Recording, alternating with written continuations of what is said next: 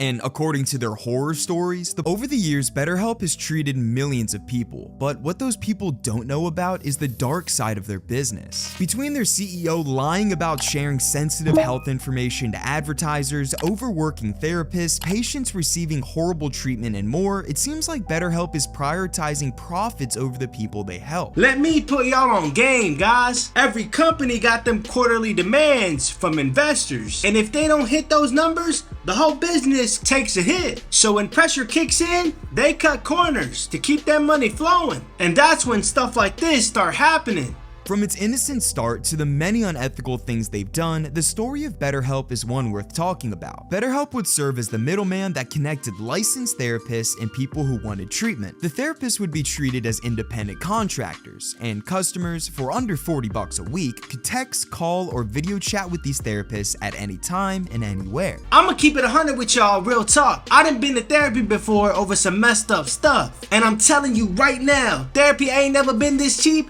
and this easy to access like that. Something about that don't feel right at all. What you're looking at here is a system built around access and convenience, which is why it's so appealing at first glance. But when something is structured this efficiently, it's important to ask what trade-offs might exist behind that simplicity.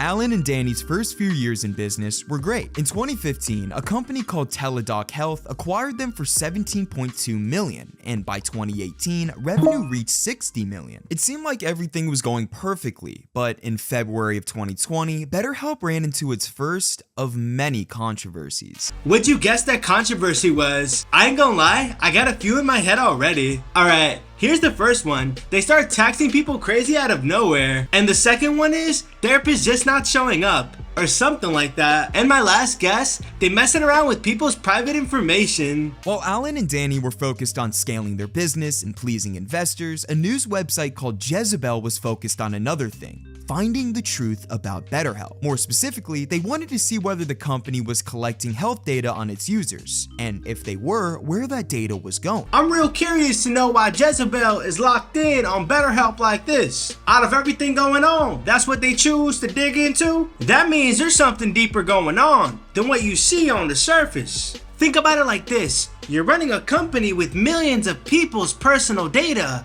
sitting right in front of you. And with that amount of data, it could be worth a lot of money depending on what you decide to do with it. The moment you realize that, it stops just being information and starts looking like an opportunity. Now, Alan had gone on record previously saying that BetterHelp didn't sell data to third parties or misuse the data in any way. To find out, Jezebel set up an account on the BetterHelp app, but with the addition of their own software that was able to collect, analyze, and eavesdrop on data sent from the BetterHelp app to its various servers. I know y'all heard him say they not selling none of y'all data and all that, but this right here is where you really find out what's true, cause now they actually testing it and watching where everything's going. So we about to see what's behind all their talk. While setting up their account, everything seemed normal. The app took them through an intake process, something that helps the company find the right therapist for its customers. It asks questions about gender, age, and sexual orientation, along with more specific areas of concern, like the last time a person had suicidal thoughts or if they'd ever been to therapy before. However, after the survey was complete, Jezebel noticed something interesting with their software, something that was pretty shocking. Guys, we've all had them days where life got heavy and you just wanted somebody to really hear you out. So when a service starts asking questions like this, most people are gonna answer honestly. Because the last thing they'd expect is a company meant to help doing something dirty with what you trusted it with. That's why this kind of stuff hits different. Cause once people open up, you can't treat that like regular information. The things folks say when they hurting, supposed to stay with the people they trusted enough to say it to. The software detected that BetterHelp was collecting all of this personal information, and even worse, it was being shared with third parties like Facebook, Google, Snapchat, and Pinterest. Based on what Jezebel saw, the social media companies were being signaled by BetterHelp that the account Jezebel signed up with was interested in therapy, and the platform was sending them all the information they collected from the survey. Stuff like their location, what device they were using, how old they were, their religious and financial status, and sexual orientation were all being shared. And more personal mental health questions as well, like how long it had been since they'd been in therapy and when they had last planned to kill themselves. They're taking the most personal information people can give you and passing it around to outside companies that were never supposed to be a part of the conversation. That kind of choice does real damage, because once people feel their pain can travel like that, trust in your whole platform becomes almost impossible to rebuild. Of all the information the average internet user shares with tech companies, health data, and especially mental health data is some of the most controversial. As Jezebel notes, a company automatically telling Snapchat and Pinterest you're signing up for therapy feels pretty spooky, even if it's covered in the fine print. It also brings up questions about how a person's intimate, supposedly private sessions might be exploited by advertisers. Yes, BetterHelp doesn't sell data to advertisers, but they're more than happy to give it away for free and get better targeted ads in return. Might as well just sell it, honestly. Because if you're already cool with giving people's private stuff for free, just to get something back, what difference is really left at that point? And that's what makes it hit so hard, guys. Our vulnerability got shared for free like we was nothing. Can y'all imagining opening that app on one of the worst days of your life, depressed, drained, maybe damn near ready to give up, thinking you finally found somewhere safe to say it out loud, then come to find out the same pain ain't even stay where you trusted it to stay. And according to their horror stories, the platform might have actually made things worse for them. It was in 2022 that many previous BetterHelp users started to come clean about their experiences on the platform. Most of this backlash was happening on TikTok, where many people were more than happy to finally talk about their nightmare stories. Stuff like this was always gonna come out at some point, because when enough people go through the same bad experience, it can't stay hidden forever. And as soon as those stories start piling up in public, it gets a lot harder to act like nothing's wrong.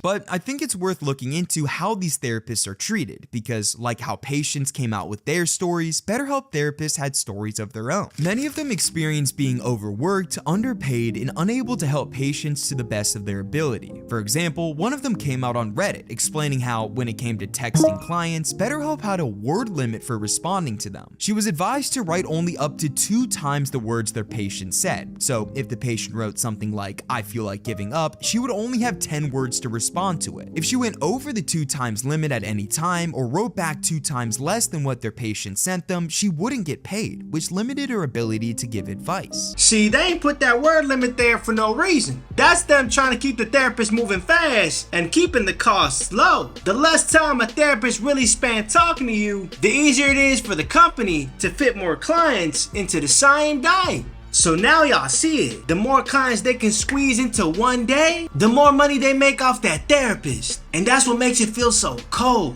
Because somebody could be pouring their heart out while the company just trying to get to the next person. As I mentioned, BetterHelp uses an opaque formula for paying their therapists that involves converting words of text and minutes of live interaction into dollars. When one therapist named Albert Thrower tracked his work to see his hourly wage, he usually sat in the low 20s, which is below average for the industry. And Alice, who worked constantly even on Christmas Day, made only $1,900 in her highest earning month. The messed up part is, they ain't just underpaying therapists. They built a setup where therapists gotta worry about making enough on the platform while somebody else is asking for real help. So before the session even starts, the care already got a cap on it, because one person needs time and the other one can't afford to give too much of it. Now, despite these cases, BetterHelp claims that you can make up to $8,500 a month on their platform, but that doesn't detract from the reality that Albert, Alice, and many more therapists face. The reality is that BetterHelp hasn't faced any accountability for the sketchy actions they've done up to this point. So how they get away with all this for so long without nobody really stepping in and checking it? Like, at one point, does somebody step up and say, this ain't right?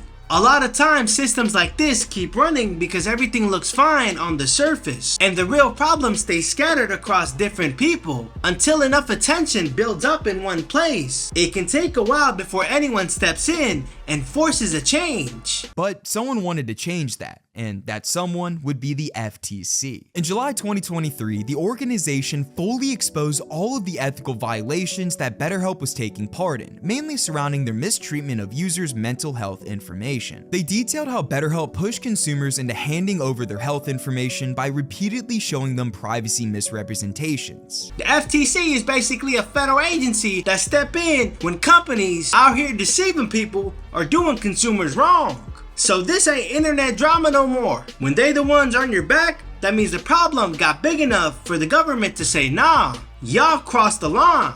Furthermore, the FTC explained that despite BetterHelp promising consumers it would not use their personal health data, the company used and revealed millions of consumers' email addresses, IP addresses, and health questionnaire information to Facebook, Snapchat, Google, and more for advertising purposes. This helped the company bring in tens of thousands of new paying users and millions of dollars in revenue, all while failing to obtain consumers' affirmative expressive consent before disclosing their sensitive data. Now look at that part closely. Your private struggles weren't just exposed, they was actually helping the company grow. That's the dirtiest part about it, because something personal got turned into something useful for their business.